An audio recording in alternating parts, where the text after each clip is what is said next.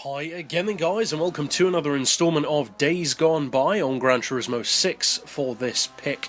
And this isn't necessarily a car which you would initially think of as being under the classic category. It doesn't even seem all that old yet, but the car is technically a classic. It's the Toyota ST165 shape Celica. Now this is arguably the point in the Celica's lifespan where it turned from being a sports coupe, as the older ones definitely are, to being more of a rally-bred machine.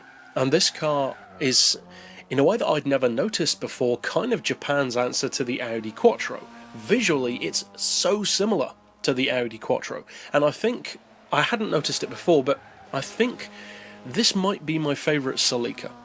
The ST185 was my favourite before, because I like the more understated visuals accompanied with great performance that model had, as opposed to the very over-the-top, very look-at-me kind of style that the ST205 has. Now the ST205 is a great rally car. It makes kind of a good cross between the GT aspect of a Supra, but then the more typical rally edge that you'd expect from a Celica, at least a newer one, and combines those two things very well.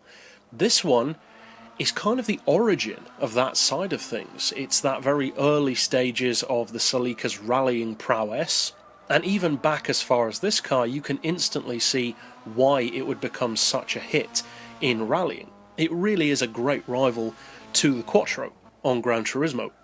Now, I must be honest, before Gran Turismo 6, and even before doing this series and checking out the cars that were going to be in it, this is one of those vehicles which kind of flew under my radar. I didn't dislike the car, I didn't think it would be bad, necessarily. I'm just not a huge Celica fan anyway, of any generation in particular, but I know that certain Celicas do stand out as being pretty good.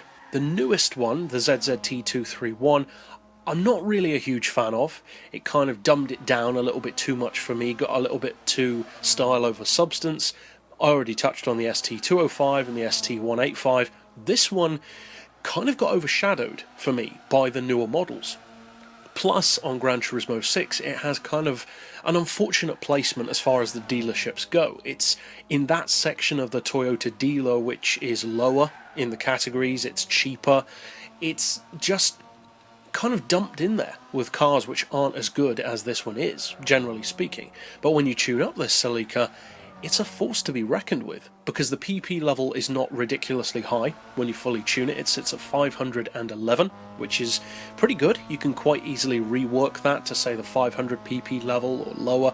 The engine, which is a 2-litre turbo unit with also all-wheel drive to get that power down, can be tuned up very well also. 398 horsepower, 309 pound-feet of torque. Those are good numbers. Certainly good enough to give the car strong performance, especially when you factor in that it has the same weight with the full weight loss package as a fully tuned Pagani Huayra, 1105 kilos. And when you combine that weight with its power, you're looking at 360 horsepower per tonne. That's a nice round number. It's similar to what you'd expect from a, say, mid to high-ish level sports car when tuned, or even some very high level or very capable hot hatches. Those are pretty good numbers across the board. And then when you factor in that it costs just under 30,000 credits to buy, and you've potentially got yourself something of, well, kind of a sleeper car for the money, or at the very least a performance bargain, considering how good pretty much every generation of Celica is in some way or other.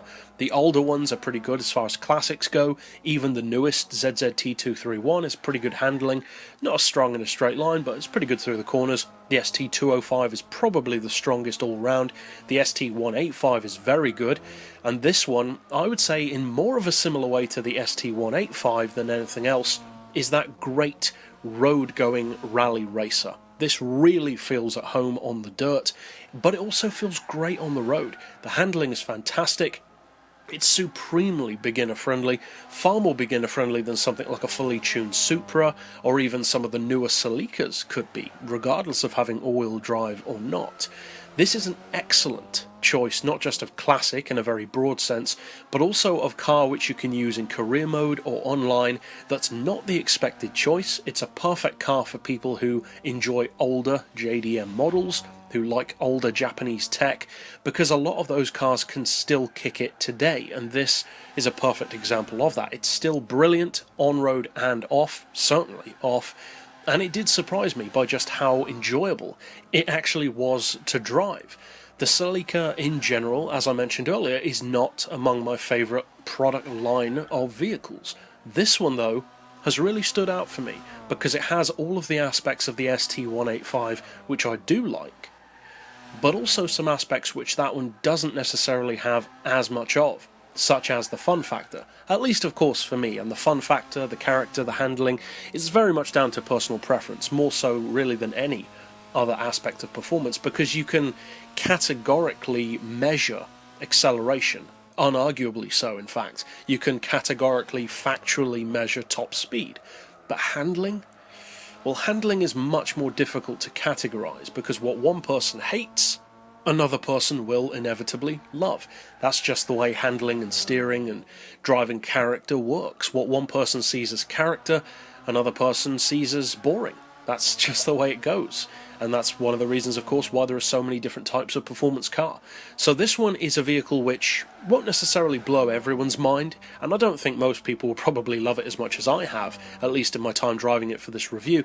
But if you do get the chance to go on GT6 and check this car out, or alternately on GT5, I believe this car is on there, GT4 as well potentially. I can't recall if it was on GT2, it may well be, but I can't say for certain. But if you get a chance to play around with this car with different tuning setups, maybe try using it in career mode, I'd recommend giving it a chance. But that's it overall for this particular pick. I'll see you guys next time, and as always, thanks for watching.